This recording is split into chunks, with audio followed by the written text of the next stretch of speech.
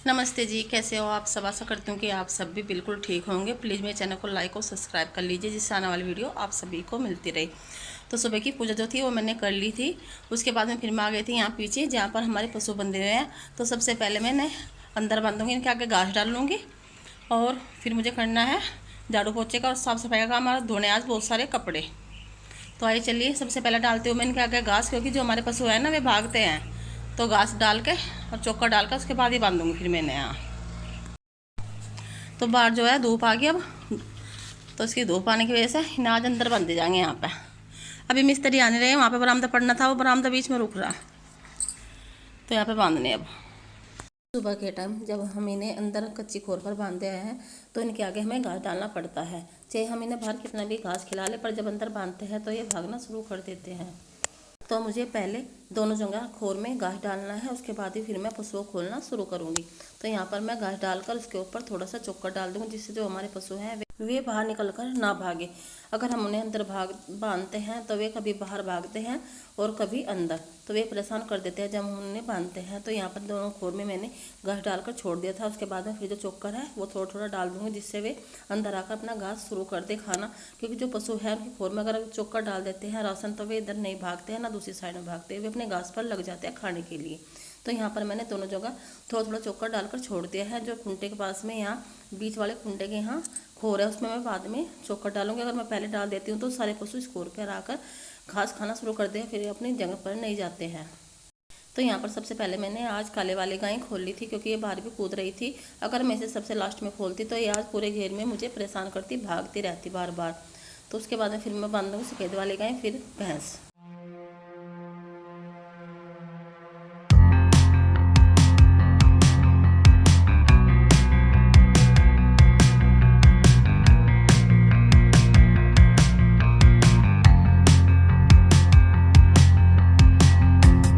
Always a loser, claiming it was never a race, telling lies with a smile on the podium for second. वाली गाय है वो बाहर भी कूद रही थी और अंदर भी बहुत ज़्यादा कूद रही थी मिट्टी में।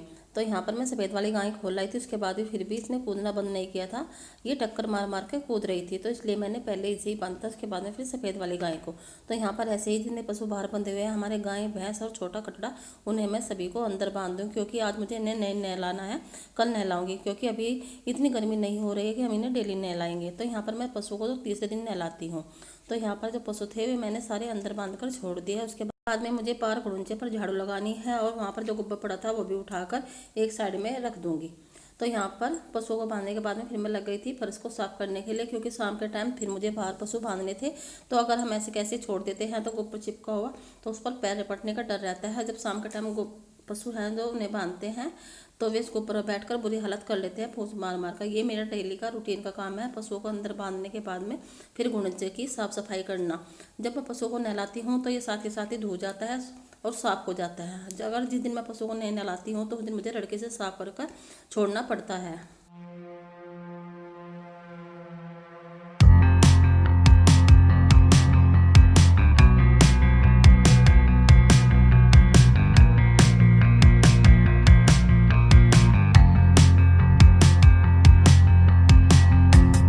आने के बाद में फिर मैं आ गई थी खोर के पास, क्योंकि खोर में थोड़ा सा जो घास बचा हुआ था वो सारा निकाल कर मैं अंदर वाली खोर में डाल दूंगी, जहाँ पर हमारे पशु बांधे हुए हैं।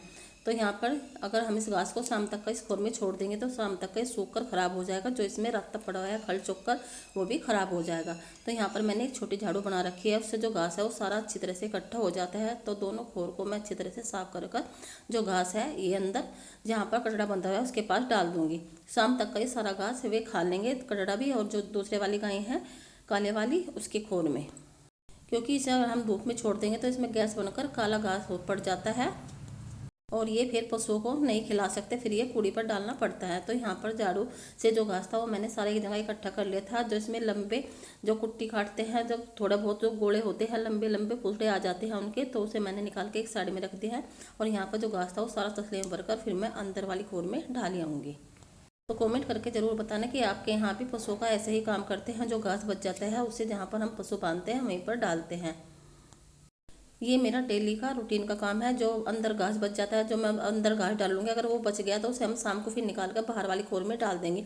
वहाँ भी अंदर हम घास नहीं छोड़ते हैं, क्योंकि अगले टाइम तक का अंदर ना हवा लगती है ना धूप लगती है, तो वहाँ पर कीड़े पड़ने का डर रहता है। खोर को हमेशा पशुओं के खोर को साफ सुथरा रखना चाहिए, नहीं तो उसमें जो खल चोकर होता है उसमें कीड़े पड़ने का डर रहता है। तो यहाँ पर जो खोर थी वो मैंने अच्छी तरह से साफ कर दी थी और जो घास था वो सारा अंदर डाल देता। उसके बाद में फिर मैं आ गई थी कपड़े धोने के लिए, क्योंकि आज कपड़े 2 दिन के थे, बहुत ज़्यादा कपड़े हो रहे थे। तो मैंने मशीन में ग्राउंड कपड़े पहले डाल दिए थे जब मैं पशुओं का काम करने के लिए लग गई थी। तो यहाँ पर सारे कपड़े बड़े ड्राम में खंगालती हूँ। अगर मैं छोटी बाल्टी में कपड़े खंगालती हूँ तो थोड़ा बहुत जो झाग है वो बच जाता है। तो यहाँ पर मैंने एक नीला ड्राम बना रखा है कपड़े धोने के लिए, तो सारे कपड़े मैं इस ड्राम में धोती हूँ। पहले मैं नीचे का काम करती हूँ, पशुओं के यहाँ का और गोबर को आथने का और कपड़े धोने का सारा ये काम कर उसके बाद ही फिर जाकर ऊपर का काम करती हूँ, क्योंकि जो मेरा धूप का काम है सबसे पहले मैं वही करती हूँ। उसके बाद में फिर मुझे बच्चों के आने तक का जो मेरा ऊपर का छाया का काम होता है वो बाद में करती हूँ। तो यहाँ पर मैंने जो कपड़े थे वे सारे धो लेते, फिर मुझे उन्हें फैलाना था रस्सी पर।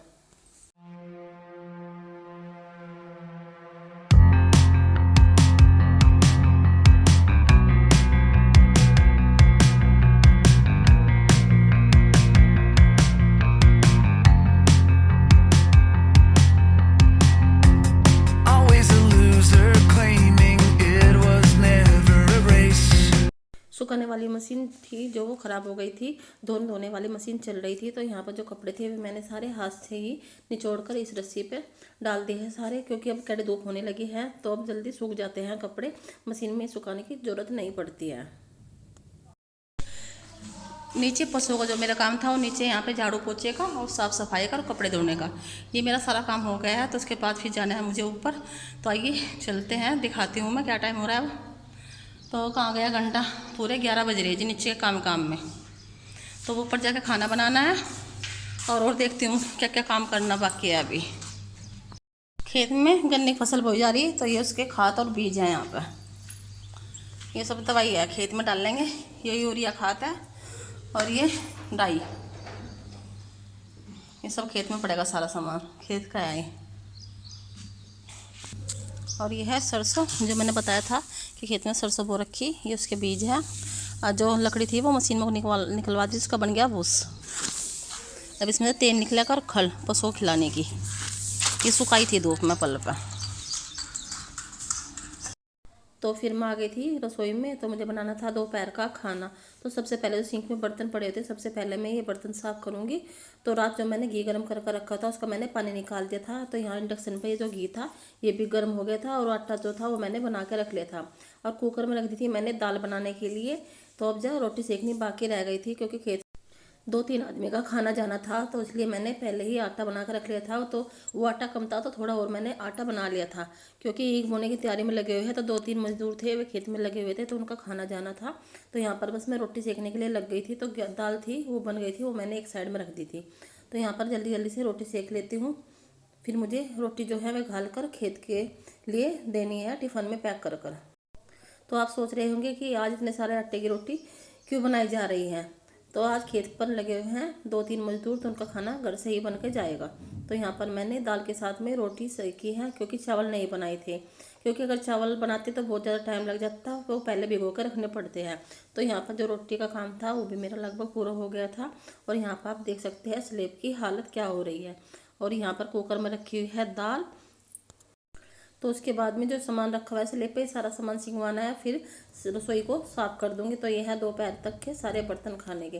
तो उसके बाद में फिर मैं रसोई पे जो स्लेब पर आटा गिर गया था उसे गिल्ले कपड़े से साफ़ कर दूंगी। और उसके बाद में आप देख सकते हैं मेरी जो किचन थी वो कितनी साफ़ हो गई है।